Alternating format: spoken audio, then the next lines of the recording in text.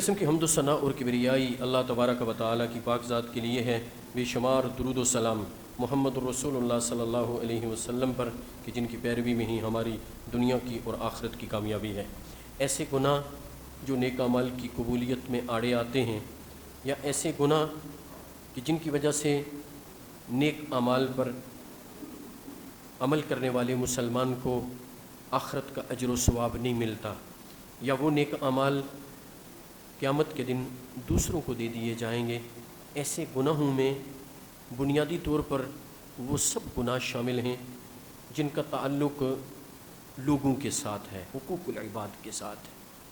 میں ہمیشہ اپنے خطبات میں اور دروس میں اس بات پر بہت زور دیتا ہوں کہ آپ لوگ عقیدہ توحید کی نعمت سے مالا مال ہیں اور فرض عبادات کرنے والے ہیں، تو آپ اپنے آپ کو ایسے گناہوں سے بہت دور رکھیں جن گناہوں کا تعلق دوسروں کے ساتھ ظلم و زیادتی سے ہے، یا دوسروں کے حقوق کو پورا نہ کرنا، یا دوسروں کو تنگ کرنا، یا دوسروں کو ایذا پہنچانا، یا ان کے متعلق دل میں میل رکھنا، بغض، حسد، کینہ۔ یہ دل کی بیماریاں ہیں۔ ان بیماریوں سے دل کو صاف کیا جائے گا، تب آپ کو آپ کے نیک اعمال اللہ رب العزت کے ہاں کما حقق ہوں وہ اجر و ثواب دلوائیں گے، جس اجر و ثواب کی نیت سے آپ وہ نیک اعمال کرتے ہیں۔ کوئی بھی نیک عمل کرنے والا اسی غرض سے نیک عمل کرتا ہے کہ اسے اس نیک عمل پر دنیا کا فائدہ بھی حاصل ہو اور آخرت کا فائدہ بھی حاصل ہو، تو پھر میرے بھائیوں ایسی نادانیوں سے اور ایسی بیوقوفیوں سے اور ایسے گناہوں سے ضرور بچنا چاہیے جن کے کرنے سے ہم اپنا جو کیا کرایا ہے، اپنی جو جمع پونجی ہے، اپنا جو ایکیومولیشن ہے، اس سے محروم ہو جائیں، تو یہ ہماری بدقسمتی ہے۔ تو اس بات کو سمجھنا چاہیے، اور اللہ رب العزت کا میں لاکھ لاکھ شکر ادا کرتا ہوں کہ مجھ جیسے نکمے اور ناکارے آدمی کو اللہ نے یہ توفیق دی کہ ان باتوں کی سمجھ عطا فرمائی کہ ان پر فوکس کر کے ان باتوں پر زور دیا جاتا ہے، ورنہ ہمارے ہاں عمومی طور پر تو پاکستان میں وہ ایک ہی سائیڈ لے کے چلتے ہیں، یہ عمل کر لو، یہ تسبیح کر لو، یہ تلاوت کر لو، اتنے نفل پڑھ لو، یہ کر لو، یہ کر لو، یہ کر لو، بس ہم ایسے ہی سنتے، خود بھی سنتے آئے، اور اس پہلو پر بہت کم زور دیا گیا۔ اب نتیجہ کیا نکلتا ہے؟ نتیجہ یہ نکلتا ہے کہ آدمی اخلاص سے یہ اعمال کرتے ہوئے بھی ایسے گناہ کر بیٹھتا ہے اور روزانہ ان کا ارتکاب کرتا ہے، اور دھڑلے سے ان گناہوں کا ارتکاب کرتا ہے، اور بالکل اپنی سوچ و فکر تبدیل کرنے کے لیے تیار نہیں ہوتا، بلکہ اگر ایسا کوئی مولوی اس طرح کی بات کرے تو وہ اس کے در پہ ہو جاتے ہیں کہ اچھا یہ کون سی بات کر رہا۔ حالانکہ میں ممبر سے کھڑا ہو کے آپ کو یہ بات کہتا ہوں، یہ ساری چیزیں سب سے پہلے میرے لیے ہیں۔ جو میں آپ کو نصیحت کر رہا ہوں، میں سب سے زیادہ اس نصیحت کا حقدار بھی ہوں، اس نصیحت کا محتاج بھی ہوں۔ میں نے آپ سے زیادہ اپنے آپ کو ٹھیک کرنا ہے، آپ سے زیادہ میری جواب دہی ہے اللہ کے سامنے، آپ سے زیادہ میری جواب دہی ہے۔ جو میں آپ کو کہہ رہا ہوں یہ آپ کو نہیں کہہ رہا، یا یہ آپ پر کوئی تنقید برائے تنقید نہیں کر رہا کہ آپ اس کو دل میں لے لیں اور باہر نکل کے میری بات کی اپنی تشریح شروع کر دیں۔ ہاں، یہ بھی نہ کریں، تشریح میں کروں گا۔ کیوں؟ میں آپ کو بتا رہا ہوں، حدیث میں بیان کر رہا ہوں، تشریح بھی میں کروں گا۔ یا تو آپ حدیث بیان کریں، آپ تشریح کریں، میں مان لوں گا۔ آپ ادھر آ جائیں، میری جگہ پہ کھڑے ہو جائیں۔ جب آپ نے مجھے یہاں کھڑا کیا ہے، پھر حدیث میں بیان کروں گا، تشریح بھی میں کروں گا، وہ میرے لیے بھی ہے، آپ کے لیے بھی ہے، اس کو سمجھیں۔ اب شیطان یہ بھی دھوکہ دیتا ہے، ہم یہاں سے باہر نکلتے ہیں، میں سمجھتا ہوں آج کا خطبہ تو فلاں کے خلاف دیا ہے، چل بھائی اپنے آپ کو باہر سے نکال لیا، فلاں کے خلاف۔ فلاں یہ سمجھتا ہے اچھا یہ خطبہ تو ہمارے ہاں کچھ ایسے نمازی ہیں نا جن کو میں جانتا ہوں، یہ ان کے خلاف ہے، چلو جی اپنے آپ کو نکال لیا۔ وہ کہتے ہیں نہیں یہ خطبہ کچھ لوگ ایسے ہیں جن کو میں جانتا ہوں نا، ان میں یہ عادات ہے، یہ ان کے خلاف ہے۔ وہ ہر کوئی میرے سمیت دوسرے کے خلاف سمجھ کے وہ باہر نکل جاتا ہے۔ اپنی عادت، اپنا طریقہ، اپنا طرز عمل وہی ہے، دوسروں پر وہ خطبہ ڈال کے میں بھی فارغ آپ بھی فارغ، نہ میری اصلاح ہو سکتی ہے نہ آپ کی ہو سکتی ہے۔ یقین جانیے، جب تک ہم یہ نہیں سمجھیں گے کہ یہ خطبہ صرف میرے لیے ہے، باقیوں کو چھوڑیں، میرے لیے، میں دیکھوں اس خطبے کی روشنی میں میں کہاں کھڑا ہوں، میں بھی یہی سمجھوں، آپ بھی یہی سمجھیں، مجھے بھی فائدہ ہوگا، آپ کو بھی فائدہ ہوگا۔ ہاں یہ ضرور ہے، عرض کرتا ہوں آپ کی شان میں گستاخی نہ ہو، کہ میں آپ کے لیے کوئی بات دل میں رکھوں گا، اپنے دل میں کوئی بغض، کینہ، حسد، کوئی بیماری اور اپنے دل کو روگ لگاؤں گا، کوئی آپ کا نقصان نہیں کر سکتا۔ اور آپ میرے متعلق کوئی حسد کینہ بغض جو مرضی رکھتے رہیں، کوئی میرا نقصان نہیں کر سکتے۔ میرا نقصان اور نفع میرے اللہ کے ہاتھ میں ہے، آپ کا نقصان اور نفع بھی آپ کے اللہ کے ہاتھ میں ہے۔ یہ عقیدہ توحید کا تقاضا ہے جسے ہم نے سب سے پہلے سمجھنا ہوگا۔ میرے بھائیوں، انتہائی اہم بات کا تذکرہ کرنے چلا ہوں، انتہائی اہم بات جو میرے لیے اور آپ کے لیے اہم بات ہے۔ صحیح مسلم میں ایک حدیث ہے، رسول اللہ صلی اللہ علیہ وسلم نے فرمایا لا یحل للرجل ان یخجر اخاہ فوق ثلاث لیال، کسی آدمی کے لیے یہ بات جائز نہیں ہے کہ وہ اپنے بھائی کو 3 دن اور 3 راتوں سے زیادہ چھوڑے رکھے۔ یعنی کسی سے کوئی ناراضی ہو گئی ہے، انبن ہو گئی ہے، تو میں ہو گئی ہے، تو تکار ہو گئی ہے، غصہ کر لیا ہے، گالی دے دی ہے، جھگڑا کر لیا ہے، 3 دن سے زیادہ وہ اس سے ناراضی نہ کرے، اس سے ملاقات ترک نہ کرے، اس سے سلام دعا ترک نہ کرے، اور اس کے جو باحثیت مسلمان 6 حق ہیں ان حقوق میں اس شخص کی حق تلفی نہ کرے۔ اب وہ 6 مسلمانوں کے حق کیا ہیں؟ حق المسلم علی المسلم 6 حق ہیں ہر مسلمان کے۔ کمزور ہے، نمازی ہے، غیر نمازی ہے، بریلوی ہے، اہل حدیث ہے، دیوبندی ہے، یہ بھی بتا دوں ساتھ۔ ہم لوگ کہتے ہیں نا ایسا نہ ہو یہی سمجھے کہ اہل حدیث ہمارے بھائی ہیں اور باقی بھائی نہیں ہیں، یہ مہربانی یہ نہ سمجھیے گا، اس کی یہ شرح نہیں ہے۔ کوئی ہے جو کلمہ پڑھتا ہے چاہے وہ جتنا نکمہ ہے، اللہ کی وحدانیت کا اقرار کرنے والا، اشہد ان لا الہ الا اللہ کہنے والا، واشہد ان محمدا عبدہ ورسولہ، نبی علیہ السلام کو خاتم النبیین ماننے والا۔ مرزئی اس میں شامل نہیں ہے، قادیانی اس میں شامل نہیں ہے۔ اگر کوئی کہتا ہے میں ختم نبوت کو نہیں مانتا، وہ مسلمان نہیں ہے ہماری نظر میں، وہ اس میں شامل نہیں ہے۔ اگر کوئی کہتا ہے میں اللہ کو اللہ مانتا ہوں، رب مانتا ہوں، نبی علیہ السلام کی ختم نبوت پر ایمان رکھتا ہوں، ان کو اپنا نبی مانتا ہوں، یہ مسلمان ہے۔ اب اس مسلمان کے مجھ پر اور آپ پر 6 حق ہیں۔ پہلا حق کیا ہے؟ اذا لقیتہ فسلم علیہ، جب تو اس سے ملے تو اس کو سلام کہہ۔ السلام علیکم کہنا فرض ہے۔ بلکہ ایک خوبصورت حدیث اس پر سناتا ہوں جس نے مجھے حیران کر دیا۔ سلسلہ الصحیحہ میں شیخ البانی رحمۃ اللہ علیہ اس حدیث کو بیان کرتے ہیں کہ رسول اللہ صلی اللہ علیہ وسلم سے پوچھا گیا کہ دلنی علی عمل یدخلنی الجنہ، اے اللہ کے رسول صلی اللہ علیہ وسلم مجھے ایسا عمل بتلائیے جو مجھے جنت میں داخل کر دے۔ یہ وہی الفاظ ہیں جو اس حدیث کے شروع میں ہیں جو میں نے تفصیل سے آپ کے سامنے حضرت معاذ والی حدیث بیان کی ہے، اخبرنی بعمل یدخلنی الجنۃ ویباعدنی عن النار۔ یہ ویسے ہی الفاظ ہیں، اللہ کے رسول صلی اللہ علیہ وسلم مجھے بتلا دیجئے کوئی ایسا عمل کہ جو عمل مجھے جنت میں داخل کر دے۔ تو رسول اللہ صلی اللہ علیہ وسلم نے فرمایا ان من موجبات، فرمایا واجب کر دینے والی چیزوں میں سے، ان من موجبات میں سے، جنت کو واجب کر دینے والی چیزوں میں سے 2 چیزیں ہیں، بذل السلام و حسن الکلام۔ بذل السلام و حسن الکلام، ایک سلام کہنا، سلام کو عام کرنا، اور دوسرا اچھی گفتگو کرنا، حسن کلام۔ فرمایا یہ 2 چیزیں جنت کو واجب کرنے والی ہیں۔ اب آپ اندازہ لگا لیجیے، محمد رسول اللہ صلی اللہ علیہ وسلم کا فرمان، صحیح حدیث، شیخ البانی رحمۃ اللہ علیہ سلسلہ الصحیحہ میں اسے بیان کرتے ہیں۔ پورا حوالہ دے رہا ہوں، ذمہ داری سے کہہ رہا ہوں۔ تو سلام عام کرنا پہلا حق، سلام ترک نہیں کرنا۔ 3 دنوں تک ترک کیا جا سکتا ہے غصے کی شکل میں وہیں آؤں گا، میں ذرا وہ 6 حق جلدی سے گن لوں۔ دوسرا وَإِذَا دَعَاكَ فَأَجِبْهُ، اور جب تیرا بھائی تجھے بلائے کسی کام کے لیے یا کوئی تیری دعوت کرے، دونوں معاملوں میں تو نے اس کے پاس پہنچنا ہے، یہ اس کا حق ہے۔ تیسری بات، جب وہ تجھ سے خیر خواہی طلب کرے، فَانصَحْهُ، تو اس کی خیر خواہی کر۔ الدین النصیحہ، یہ سارے کا سارا دین ہی خیر خواہی ہے۔ 3 باتیں ہو گئیں۔ چوتھی بات وَإِذَا عَطَسَ فَحَمِدَ اللَّهَ فَشَمَّتْهُ، اور جب وہ چھینکے اور چھینک پر کہے الحمدللہ، تو اس کو دعا دے یرحمک اللہ، اللہ تجھ پر رحم کرے۔ اور 5ویں بات وَإِذَا مَرِضَ فَعُدْهُ، اور جب وہ بیمار ہو جائے اس کی بیمار پرسی کر۔ اور 6واں حق وَإِذَا مَاتَ فَاتْبَعْهُ، اور جب وہ مر جائے تو اس کے جنازے میں شریک ہو، اس کی مغفرت کے لیے للہیت سے دعا کر۔ یہ ہر مسلمان کا دوسرے مسلمان پر حق، یہ 6 حق ہیں۔ ان میں سے کسی حق کو 3 دنوں کے بعد پامال کرنے کی اجازت نہیں ہے۔ اچھا شریعت کتنی خوبصورت ہے. اس حدیث کی شرح میں یہ خوبصورت بات کہی گئی ہے کہ انسان چونکہ فطری طور پر اس میں غصہ بھی ہے, اس میں گناہ کرنے کا ایلیمنٹ بھی موجود ہوتا ہے جتنا مرضی نیک ہو. اور اس کی خوبصورت مثال میں ہمیشہ دیا کرتا ہوں کہ انبیاء کے بعد سب سے نیک شخص ابو بکر صدیق رضی اللہ تعالیٰ عنہ غصے میں آئے اور ربیعہ بن کعب سے جب جھگڑا ہوا ان کو خوب سنا دی, کھری کھری سنا دی.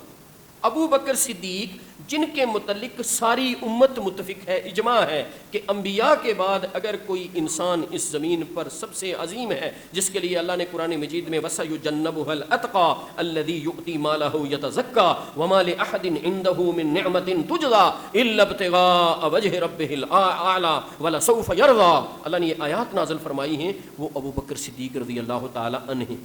اب وہ بھی انسان ہیں. ربیعہ بن کعب سے غصے میں آ کے ان کو سنا دیں, جھگڑا ہو گیا نا. ہمارا بھی جھگڑا ہوتا ہے, کسی سے کوئی بات ہو گئی, غصے میں آ کے کسی کو کوئی بات کہہ دی. اب کیا کرتے ہیں, اب ہم اس بات کو دل میں رکھ لیتے ہیں چونکہ دل بیمار ہے, ہمارا دل میں آلریڈی بیماری موجود ہے, دل بیمار ہے, روحانی طور پر اس کی وینز بلاک ہیں. دیکھیں نا عام دل ہوتا ہے نا جی, سٹنٹ ڈلوانے ہیں, بائی پاس کروانا ہے. ایک روحانی طور پر بھی دل کی بیماریاں ہوتی ہیں. روحانی طور پر دل کی بیماریاں یہ حسد, یہ بغض, یہ کینہ, یہ دوسرے سے دشمنی کا جذبہ, یہ دوسرے کو نیچا دکھانا, یہ دوسرے سے بدلہ لینے کے متعلق ہمیشہ اور دوسرے کو نیچا دکھانے کے لیے ہمیشہ پروگرام بناتے رہنا, یہ دل کا روگ ہے, یہ دل کی بیماری ہے. اب آلریڈی دل میں بیماری موجود ہوتی ہے, اوپر سے کسی سے کوئی بات ہو گئی, میری غلطی ہے یا اس کی ہے, میں یہ بات نہیں کر رہا. جب کوئی کسی سے کسی کی انبن ہوتی ہے, کسی کی زیادہ غلطی ہوتی ہے, کسی کی کم ہوتی ہے, یہ کوئی مسئلہ نہیں ہے. نیک آدمی, اچھا آدمی, برا آدمی, سبھی یہ کام کرتے ہیں, ہر ایک سے ہو سکتا ہے. اگر ابو بکر صدیق رضی اللہ تعالیٰ عنہ سے یہ بات ہو گئی کہ ربیعہ بن کعب کو سنا دیں تو پھر کوئی اور مستثنا ہے, کوئی اور مستثنا ہو سکتا ہے. کوئی کہے نہیں میں تو کسی سے کوئی لڑائی میں کچھ نہیں کہتا, نہ کہہ سکتا ہوں. نہیں بھائی ایسے نہیں ہوتا. آپ کسی کو کچھ کہہ دیں گے, غلط بات بھی کہہ دیں گے, غصے میں آ کے کوئی غلطی کر لیں گے, یہ ممکن ہے. لیکن شریعت نے انسان کے مزاج کے مطابق اس کو تعلیم دی ہے کہ اس کو موقع دیا گیا ہے کہ غصہ ہو گیا ہے نا, آپ کا غصہ آ گیا ہے, جذبات آ گئے ہیں, آپ نے کوئی لڑائی کر لی ہے, آپ نے کسی کو کچھ کہہ دیا ہے, آپ کسی سے ناراض ہو گئے ہیں, ٹھیک ہے آپ ناراض ہو کے چلے جائیں. ایک دن گزر گیا, آپ کو اجازت ہے اس سے ناراض رہیں. دوسرا دن گزر گیا, اجازت ہے ناراض رہیں. اب یہ تیسرا دن آ گیا ہے بھائی, ابھی آپ کا غصہ ٹھنڈا نہیں ہوا, اس کا مطلب ہے آپ کا دل بیمار ہے.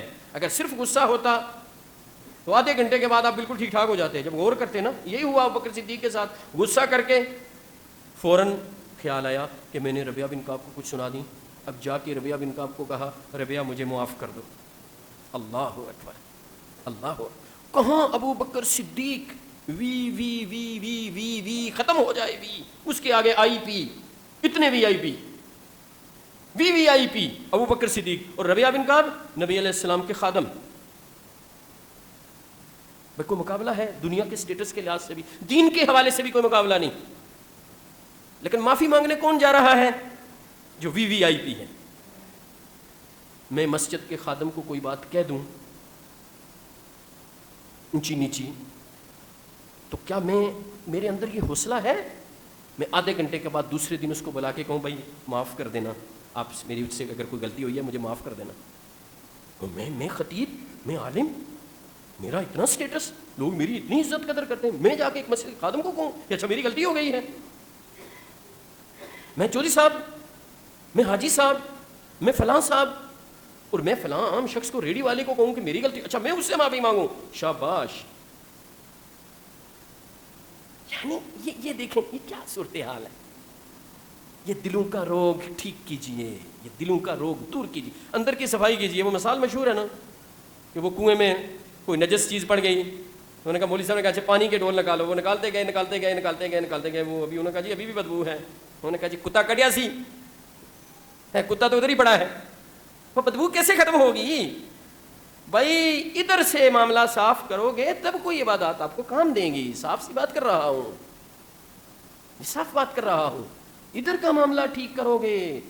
اب 3 دن گزر گئے, اب بھی اس کے ساتھ سلام کے لیے تیار نہیں ہو, اس کو معاف کرنے کے لیے تیار نہیں ہو, بلکہ لمبی پلاننگ بنا لی ہے کہ اب دیکھیں گے نا اس کو جب بھی موقع ملا کیسے اس کو پچھاڑ کے گرائیں گے. فرمایا حرام ہے 3 دن سے زیادہ ناراضگی رکھنا. اگر جو ایسا کرتا ہے اب اس کو نقصان کیا ہوگا آپ اندازہ لگا لیجئے. یہ 2 حدیثیں سناتا ہوں, حیرانی ہوتی ہے یہ حدیثیں پڑھ کے, سن کے, دیکھ کے. صحیح مسلم میں یہ دونوں حدیثیں ہیں. حضرت ابو ہریرہ رضی اللہ تعالیٰ عنہ دونوں کو روایت کرتے ہیں. رسول اللہ صلی اللہ علیہ وسلم نے فرمایا جنت کے دروازے کھولے جاتے ہیں. جنت کے دروازے تفتح ابواب الجنہ, جنت کے دروازے کھولے جاتے ہیں یوم الاثنین و یوم الخمیس, سوموار کو اور جمعرات کو. ہفتے میں 2 دن جنت کے دروازے کھولے جاتے ہیں.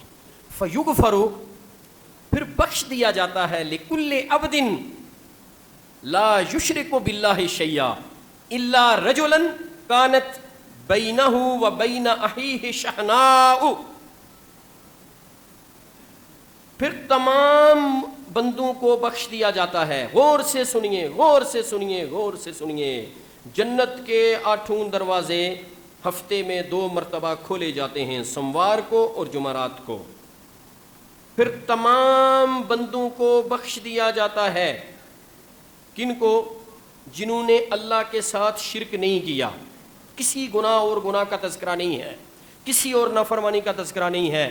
جنہوں نے اللہ کے ساتھ شرک کیا ان سب کو بخش دیا, شرک نہیں کیا ان سب کو بخش دیا جاتا ہے, سوائے ان 2 شخصوں کے. یا اللہ یہ بد نصیب کون ہیں کہ شرک نہ کرنے کے علاوہ سب کو بخش دیا گیا؟ یہ بد نصیب کون ہیں, ان کا کیا جرم ہے؟ سوائے ان 2 لوگوں کے کہ جن کے درمیان کوئی دشمنی, عداوت ہے, ناراضی ہے. الا رجلا کانت بینہ و بین اخیہ شحناء,